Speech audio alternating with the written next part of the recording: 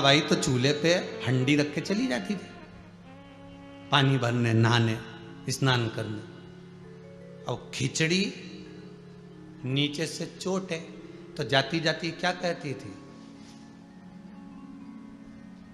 सामने से निकल के जाओ, जगन्नाथ जी से के जाए, स्नान करने जा रही हूं, खिचड़ी रख दी है चूल्हा पर, तेरे लिए बना रही हूं।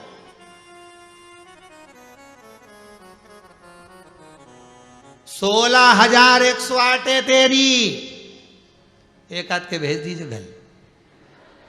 मैं चली नहाने, और नहाने चली गई। अब खिचड़ी जलने लगी, सुगंध भगवान को आई। भगवान बोले जगन्नाथ जी, रुक्मणी बोली बोलो प्रभु क्या बात है, कुछ जलने की बदबू आ रही है। तो सोचो घर कितनी दूर था जगन्नाथ मंदिर से कर्माबाई का।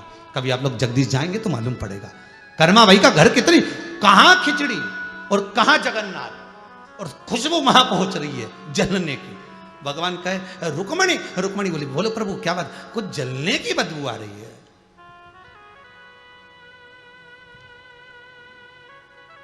रुक्मणी जी बोली वो तो मैं तुम्हारे पास में बैठी हूं ना, तो सतभामा का दिल जल रहा होगा, हृदय जल रहा। भगवान बोले हृदय जलने की नहीं, कुछ और जलने की बदबू आ रही है। तब भगवान को याद आया, वो खिचड़ी रख के चली गई।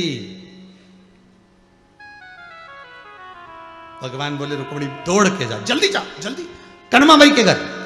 मां क्या करूं? कि चूल्हे पर रखी खिचड़ी, जाके चला।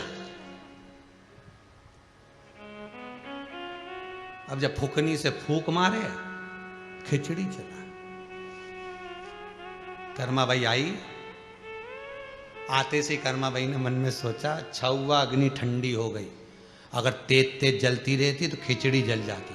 वो तो समझदारी कर दी मैंने कि लकड़ी को थोड़ा बाहर खींच के चली गई थी।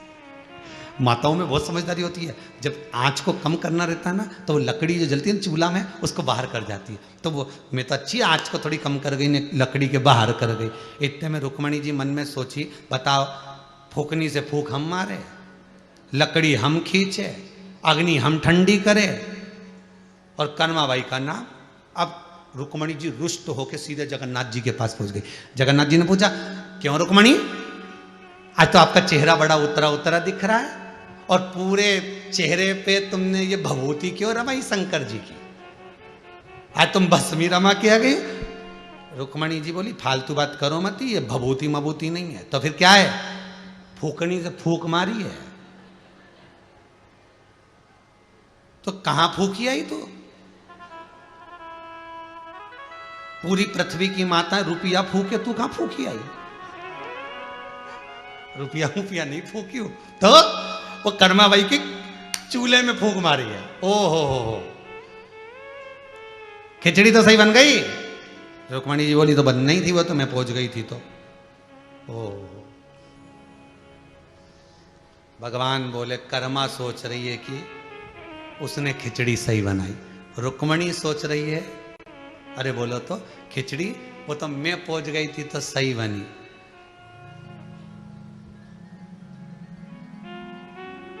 खिचड़ी किसने बनाई हो? तुम बोलो ईमानदारी से, ये तुम्हारी कथा चल रही और किसी की नहीं है।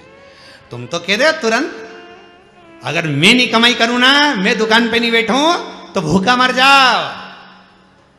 भगवान ने पूरे लॉकडाउन में दिखा दिया, जब कमाता था तो ठंडी रोटी खाता था, दुकान पे टिफिन घर पे आता तो भी ठंडी रोटी खाता था, ऑफिस जाता तो ठंडी रोटी खाता था। भगवान ने दिखा दिया 1-1.5 साल तेरी कोई कमाई नहीं हुई तो भी घर में ताती ताती गरम गरम खिलवाई। देख इसको कहते जगन्नाथ। आराम से टीवी देख रिया पड़ा और पत्नी थाली ला के दे रही, और क्या आराम से खाना में गरम गरम लाते जाऊंगी। अब इतनी गरम रोटी तूने कभी खाई? ईमानदारी से बोल, जब से कमा रहा है दिल पर हाथ रखकर बोलना, इतनी गरम रोटी कमाना चालू करा जब से अभी तक खाई नहीं खाई, पर लॉकडाउन में जगन्नाथ ने खिलाई, लॉकडाउन में जगदीश ने तुम्हें खिलाई।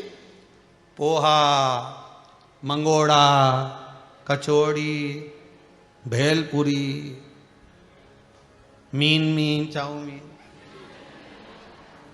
सब और कितनी जोरदार, पत्नी भी बड़ी होशियार, उसने वो मशीन दे दी भाई, वो ऐसी वो खटिया पे कस के नीचे से नट से कस के, और क्या क्या तुम ऊपर बैठ जाओ, और ये ऊपर, और ये लेना आटा की लोई, मीन मीन बना, अब बनाई तो बड़ी मेहनत है। पत्नी बोली खाने में नहीं दिखी, बड़ी मेहनत है, बहुत मेहनत करना पड़ती तब जाकर बनती, गरम गरम मिला है। उस परमात्मा ने उसको धन्यवाद देना चाहिए साहब कि कोई ना दुकान चल रही थी, ना व्यापार चल रहा था, ना कोई लाकर दे रहा था, अगर कोई खिला रहा था तो मेरा विश्वनाथ भरण पोषण कर रहा था, मेरा जगन्नाथ दे रहा था, उसको धन्यवाद देना चाहिए। बड़ी कृपा करी, बड़ी दया करी, बड़ी उदार, बहुत उदार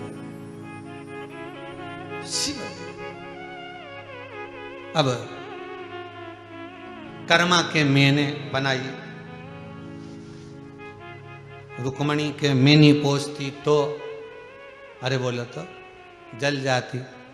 भगवान मन में सोचे तुम दोनों ही गड़बड़ हो, दोनों नहीं बना रहे। हमको लगता है कि हम बना रहे, हमको लगता है हम दुकान चला रहे, हमको लगता है घर हम चला रहे, हमको लगता है हम साध रहे, पर वो परमात्मा दिखता नहीं है। श्वास में शिव है, करने वाला सब शिव है।